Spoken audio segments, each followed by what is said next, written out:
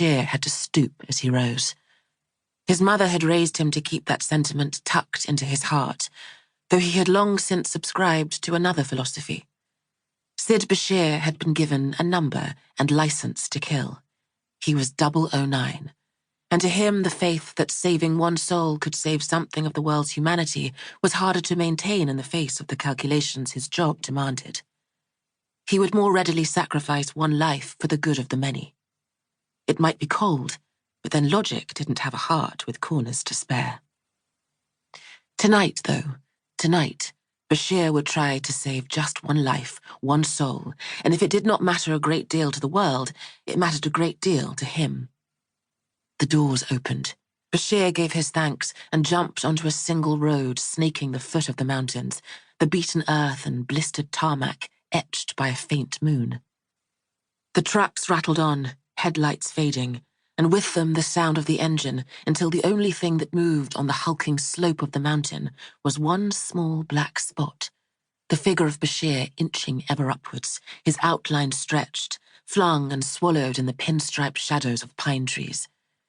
As the minutes ticked down, high above, a second black spot seemed to ripple from the lily-pad shadow of drifting clouds, descending the mountain. This second black spot zigzagged, and its own shadow was distorted by the unmistakable silhouette of a gun.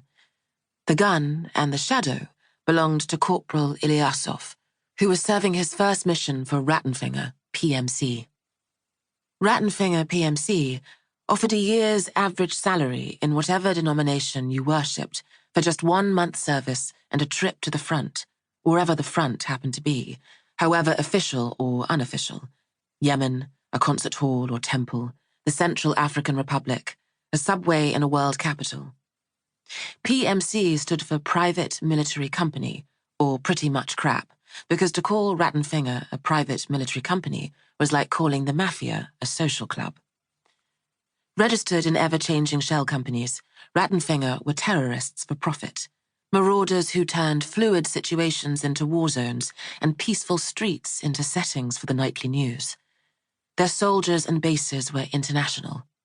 Their fingerprints were all over embassy bombings, kidnapping, grand larceny, underreported civil wars, and data breaches.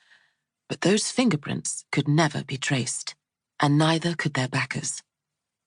None of that mattered to Corporal Ilyasov, apart from the 1,240,000 rubles a month. He had a wife and 3 children, and that mattered a lot. Before Rattenfinger, Ilyasov might have hoped to earn that in a year, if he held his pockets wide open. This was his first posting.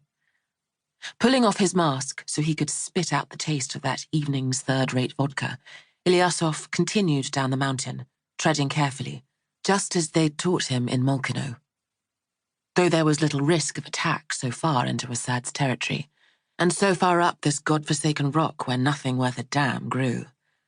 That was why they'd chosen the eastern slopes for the makeshift black site, the mountain showing its back to the Mediterranean and the few towns that straggled down towards Tripoli. The ground beneath his boots was hard, but the trees clung to their fur coats. Ilyasov peered up to locate the moon, but she was sulking, just like him. He didn't see the point in patrolling so far out from the base, suspected Colonel Mora of punishing him for winning at cards. The other boys were watching the show, and he was listening to the wind. Ilyasov was calculating how much longer the woman they were holding would last, when a shape in the trees moved too quickly to be a swaying branch, and then a glitter in the black told him a knife was spinning towards him. That information registered too late. The knife found his jugular, and Ilyasov pitched sideways. The last thing he was conscious of was a boot tipping him onto his back, and then a needle-thin light on his face. In its trembling beam, Ilyasov made out eyes like antique gold and a nose that bumped over a break. He had only another 30 seconds to live, and would not report this to anyone. Ilyasov's body would be returned to his wife by a courteous, silver-haired gentleman who would leave 5 million rubles of insurance money on the kitchen table, along with a medal for blood and bravery.